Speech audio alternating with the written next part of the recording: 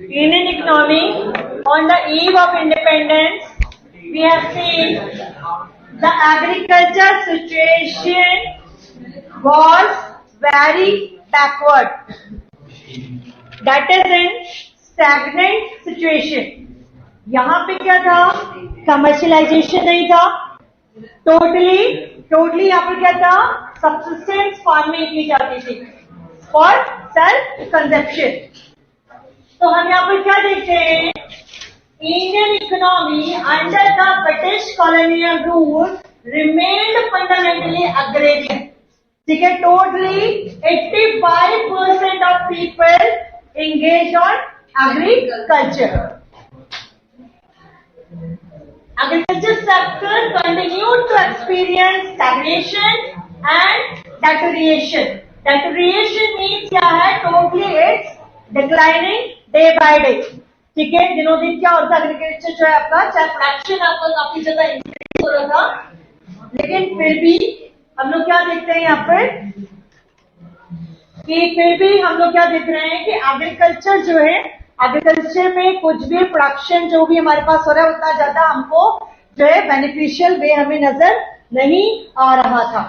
ठीक है, तो एग्रेरियन का मीनिंग क्या होता है? एग्रेरियन मीन्स यहाँ पर कि हम यहाँ पे किसकी बात कर रहे हैं? जो रिलेटेड एग्रीकल्चर से, which is related to agriculture, that is agrarian. ठीक है, एग्रेरियन इकोनॉमी. तो टोटली यहाँ पे क्या था? इंडस्ट्रीज बहुत ज्यादा डेवलप नहीं थी. जब इंडस्ट्रीज ज्यादा डेवलप नहीं थी, हर घर के व्यक्ति जो भी थे सब लोग टोटली एंगेज थे एग्रीकल्चर में. एग्रीकल्चर ही मेन ऑक्यूपेशन था. ठीक है, और यहाँ पे इनका जो लिवलीहुड था, जो सर्वाइवल था, बेसिकली टोटली वो एग्रीकल्चर पर ही डिपेंड थे. ठीक है, तो एग्रीकल्चर की अगर हम सिचुएशन देखते हैं तो हमें यहाँ पे नजर आएगा कि पहले जो सिचुएशन है वो काफी ज्यादा खराब थी. बहुत ट्रेडिशनल टूल्स हम लोग क्या करते थे? ट्रेडिशनल टूल्स के इस वजह से क्या था कि आपके पास एक बहुत अच्छा आउटपुट हमें देखने के लिए नहीं मिलता था.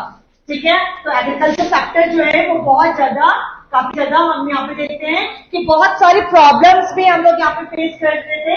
जैसे अगर यहाँ पर हमने मूवी के एग्जाम्पल्स लिए हैं, तो इसके यहाँ पे ये दिखाना चाह रहे हैं कि वहां पे जो लैंड लॉर्ड्स थे ना, वो जो जमींदार थे, बिग लैंड लॉर्ड्स थे, वो काफी ज्यादा एक्सप्लॉयटेशन करते थे जो पुअर फार्मर्स थे उनका.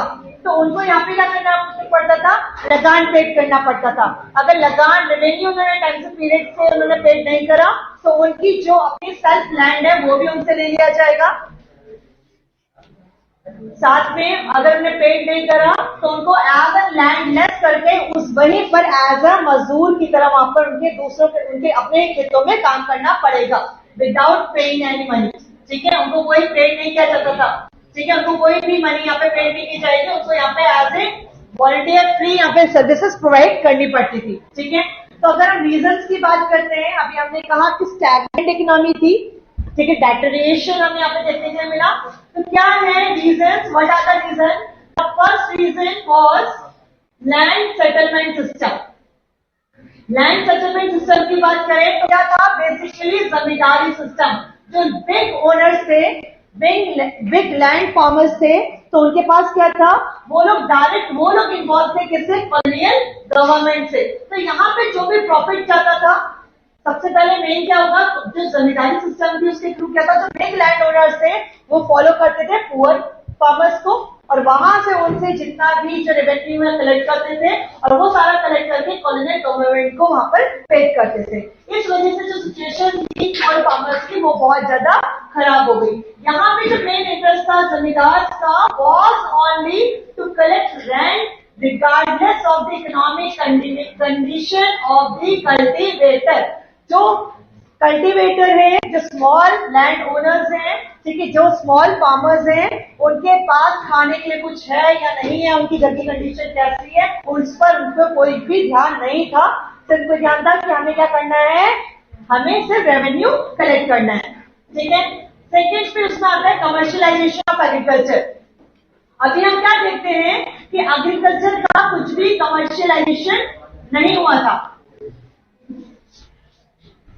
एग्रीकल्चर का कुछ भी कमर्शियलाइजेशन अभी यहाँ पर नहीं हुआ था.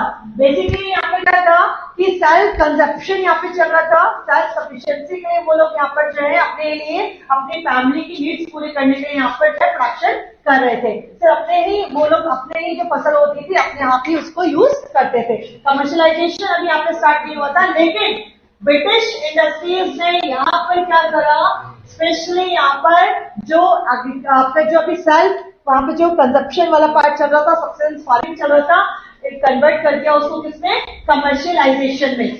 British industrialist were always in the need of raw material, क्योंकि उन्हें क्या करना है, प्रोडक्शन करना है। टू फोल्ड मोटिव हम लोगों ने यहाँ पे पढ़ा था ना कि यहाँ से रॉ मटेरियल रिटेल लेके जाना है और फाइनल गुड्स यहाँ पर आकर यहाँ पर उसके बाद बेच देनी है, ठीक है। तो इससे क्या हो जाएगा, इससे उनको फायदा होगा।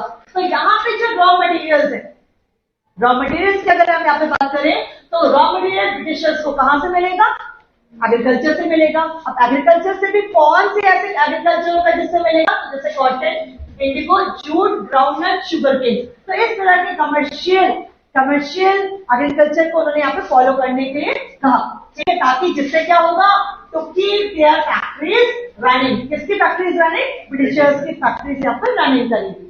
अब वो जो किसान है वो क्यों करेगा ऐसा, वो क्यों फसल बोएगा, कमर्शियलाइजेशन वाली फसल क्यों बोएगा, क्योंकि भाई पहले तो फूड ग्रेन चाहिए, सेल्फ कंजप्शन के लिए चाहिए।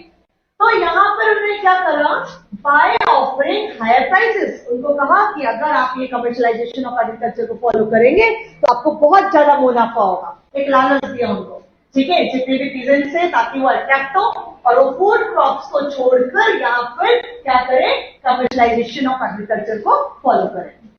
The extent of commercial agriculture went so far as to make many peasants purchase their food requirements from shopping towns and this fall in production of food crops. इस वजह से क्या हो गया, जैसे कमर्शियलाइजेशन हो गया, जो फूड क्रॉप्स था वहां पर जो है उसका जो प्रोडक्शन था वो काफी ज्यादा कम हो गया, जिस वजह से हमें यहाँ पे सिचुएशन जो है फूड क्रॉप्स की और भी ज्यादा कम होती हुई नजर आने लग गई, ठीक है। उसके बाद दूसरा अगर हम यहाँ पर देखें, ठीक है, फर्स्ट पॉइंट तो हमने कहा कि एक लैंड सेटल मोड हो गया, दूसरा आपका कमर्शियलाइजेशन हो गया, फिर थर्ड आपके पास low level of technology. Low level of technology का मतलब क्या है कि हमारे पास कोई भी टेक्नोलॉजी नहीं थी, हम लोग क्या करते थे, ट्रेडिशनल टूल्स यहाँ पर यूज करते थे, ठीक है। तो ट्रेडिशनल टूल्स की बात करें, हो दो हमने 10th क्लास में हमने जिसे पढ़ा है, ठीक है, प्रिमिटिव सब्सटेंस फार्मिंग हुआ करता था। तो यहाँ पर आपके पास कोई ट्रेडिशनल टूल्स नहीं थे, जिससे या जिस तरह से ग्रीन रेवोल्यूशन आया उस तरह की कोई भी फैसिलिटीज नहीं थी, ठीक है। तो यहाँ पर इस वजह से मेन यहाँ पे क्या कारण था, low level of technology due to lack of knowledge. नहीं पता है हमें किस तरीके से जो है हम उनको यूज करें, किस तरीके से जो है प्रोडक्शन को इंक्रीज किया जा सकता है by the method of modernisation, लोगों को नहीं पता था। Then third, lack of irrigation facilities नहीं थी, क्योंकि टोटली डिपेंडेंट ऑन मानसून। बारिश हो गई, फसल अच्छी हो गई, मानसून अच्छा नहीं आया तो बारिश अच्छी नहीं हुई, तो इसका मतलब फसल भी अच्छी नहीं हुई, जिस वजह से क्या होता था, जो लैंड ओनर्स थे, जो स्मॉल फार्मर्स थे, उनको काफी ज्यादा यहाँ पे प्रॉब्लमेटिक सिचुएशन यहाँ पर फेस करनी पड़ती थी। और अगर बात करें फर्टिलाइजर की, तो नेग्लिजिबल यूज था, बिल्कुल ना के बराबर हम उसको देखते हैं। यहाँ पर जो है फर्टिलाइजर्स बिल्कुल भी यहाँ पर लोग यूज नहीं करते थे, ज्यादातर वो यहाँ पर जो है मैन्योर ही यूज करते थे, जिस वजह से जो प्रोडक्शन है वो काफी ज्यादा इंक्रीजिंग वे में हमें नजर नहीं आता है।